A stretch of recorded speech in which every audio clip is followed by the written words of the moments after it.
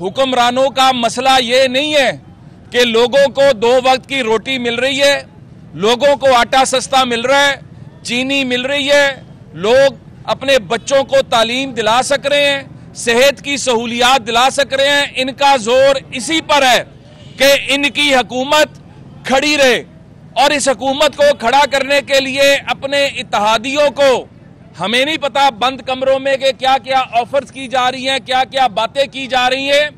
मुस्लिम league Nawaz मियां नवाज शरीफ साहब की क़यादत में, मियां शहबाज शरीफ की सरबराही में और कुछ नहीं चाहती। पाकिस्तान के अवाम की खुशहाली चाहती है, पाकिस्तान को मुस्तहकम और खुशहाल देखना चाहती है। और ये जितने मर्जी मुज़ाकरात कर लें, ये उस्मान बुज़दार को बचाने की बात नहीं है।